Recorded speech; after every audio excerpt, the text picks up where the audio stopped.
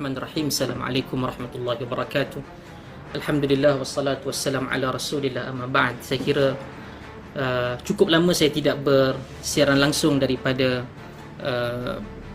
Facebook peribadi saya sendiri. Namun hari ini merupakan satu petang di tempat saya hujan yang agak lebat.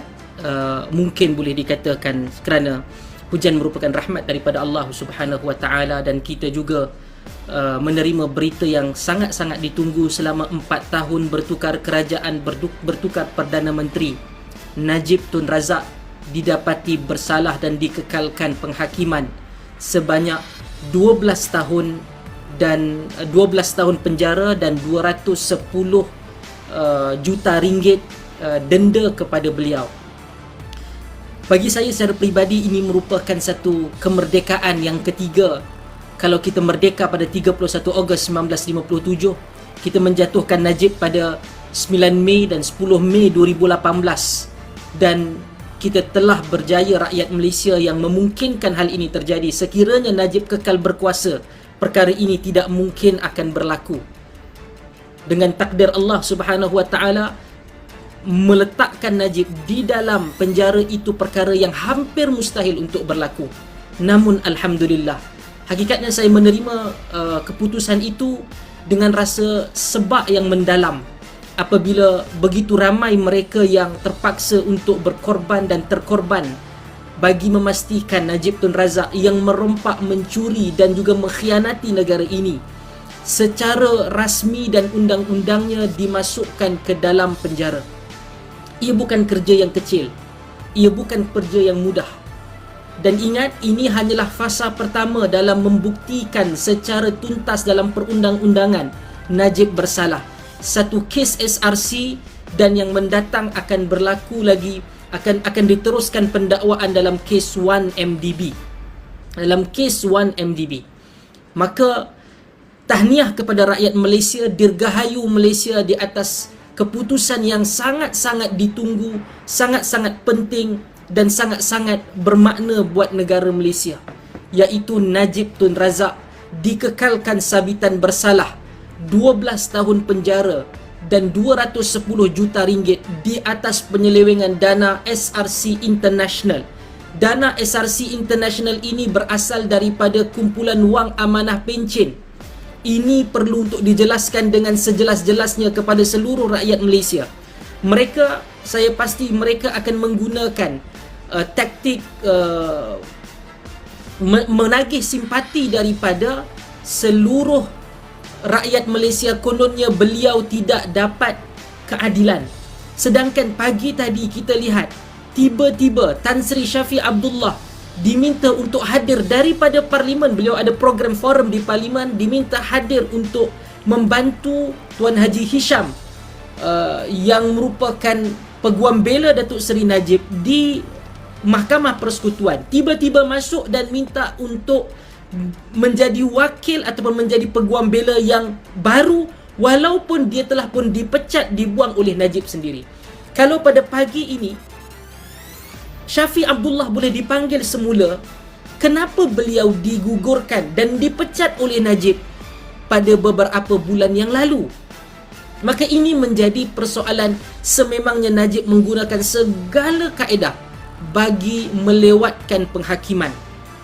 Salam hormat dan salam tabik saya kepada Ketua Hakim Negara Tun Tengku Maimun yang dilaporkan secara bertulis dan oleh media bagaimana beliau kekal menjadi orang yang sangat instrumental, bertegas terhadap keadaan dan juga penggunaan manipulasi kaedah kehakiman. Ini merupakan sesuatu yang sangat penting dan kita syukuri pada Allah Subhanahu wa taala. Sekiranya tidak, negara ini akan dilihat sebagai negara yang sangat-sangat rosak, sangat-sangat paria apabila orang-orang politik boleh sahaja merompak dan menggunakan agama bagi mendapat sokongan daripada orang Melayu Islam kononnya. Alhamdulillah, pendakwaan ini berlaku dengan transparan. Ianya dilaporkan oleh media, penghakiman dikeluarkan, penggunaan duit daripada KUAP, kumpulan wang amanah pencen, dipindahkan kepada SRC, daripada SRC masuk ke dalam kad kredit ataupun akaun Datuk Seri Najib.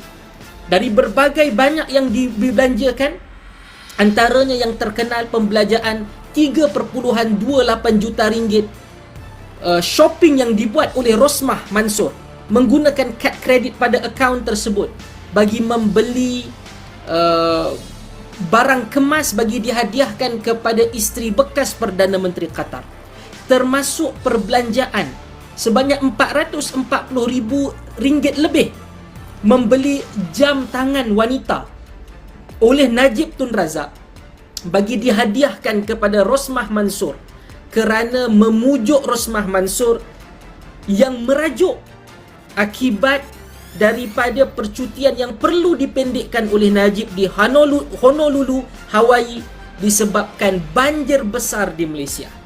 Duit itu dibelanjakan oleh mereka bagaikan hak milik mereka sendiri. Di dalam mahkamah pada tahun 2019, Najib mengakui mengetahui duit itu masuk tetapi tidak melakukan apa-apa laporan kepada pihak berkuasa. Pada Ahad malam yang lalu, beliau bersumpah di Masjid Jami' Kampung Baru, menyatakan bahawa beliau tidak mengetahui. Kemungkinan inilah yang dibuktikan. Melalui penghakiman ini, kes jenayah, ia tidak berpada dengan sumpah laknat tersebut, tetapi ia memerlukan pembuktian dan dia telah diberikan segala ruang yang terbaik. Peguam yang berpengalaman, yang terkenal, dan peguam yang boleh dianggap paling mahal mungkin di Malaysia untuk didapatkan perkhidmatan mereka. Tetapi dalam waktu yang sama, beliau meminta penangguhan demi penangguhan, dan setiap penangguhan itu dibenarkan oleh mahkamah. Sehingga saya pernah mengeluarkan kenyataan dan dilaporkan oleh media melalui sinar harian bahawa penangguhan demi penangguhan itu sepatutnya perlu untuk dielakkan kerana kes ini adalah kes yang cukup penting, melibatkan dana rakyat, melibatkan maruah negara. Namun akhirnya keadilan itu diberikan kepada rakyat Malaysia. Tahniah kepada rakyat Malaysia yang telah memungkinkan hal ini terjadi. Pada 9 Mei 2018, sungguh pun pengkhianatan demi pengkhianatan berlaku. Kita mempunyai barisan kehakiman yang masih lagi kita boleh percayai dan hormat, iaitu wanita-wanita, 3 orang hakim wanita dan 2 orang hakim lelaki, yang diketuai oleh Ketua Hakim Negara Tun Tengku Maimun, yang bersidang dan meneruskan dan tidak mengambil masa panjang. Hari ini berakhir, segala ruang yang diberikan kepada pembelaan dan pendakwaan tidak menunggu lama. Beliau mentuntaskan keputusan itu pada hari ini. Dan kita dapat lihat bagaimana sebentar nanti, setelah semua proses keselamatan dan yang lain-lain selesai, beliau tidak akan lagi dapat untuk kembali ke rumah. Beliau akan terus ke Sungai Buloh. Dan inilah juga ketika mana beliau camdek ataupun menyindir orang lain ke Sungai Buloh beberapa tahun yang lalu. Akhirnya beliau berakhir di Sungai Buloh. Saya tak pasti sama ada di Sungai Buloh ataupun Kajang, tapi yang pasti beliau akan pergi merengkuk selama 12 tahun di penjara Malaysia. Ada yang mencadangkan supaya kita membuat kenduri rakyat. Ini adalah hak masing-masing. Kerana satu kegembiraan dan kemenangan buat rakyat. Beliau mengambil, mencuri, merompak duit negara dan membelanjakan. Dan ingat, ini bukan 42 juta SRC sahaja. Ada bilion lagi yang sedang dibicarakan, yang mana masuk ke dalam akaun beliau.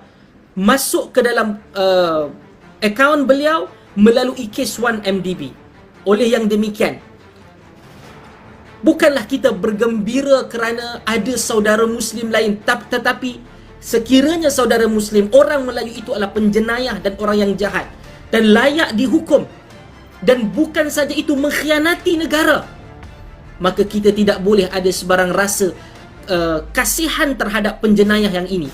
Sekiranya dia telah pun dituduh dan dibuktikan dan dia rendah diri untuk bertaubat dan juga bermuhasabah diri, kita mungkin ada ruang kasihan, tetapi dengan penuh bongkak angkuh mempertahankan jenayah yang dilakukan, bahkan membawa penyokong-penyokong dan orang-orang Melayu Islam sebangsa dan seagama dengan saya tetap ditipu hidup-hidup dan buta-buta mempertahankan penjenayah ini.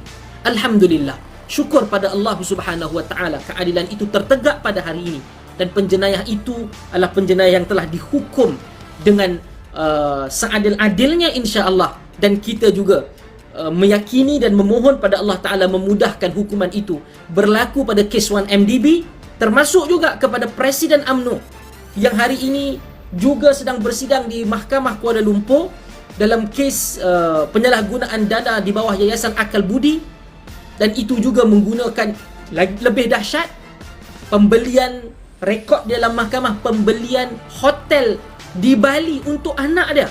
Sedangkan yayasan yang ditubuh itu adalah untuk anak yatim, untuk orang miskin.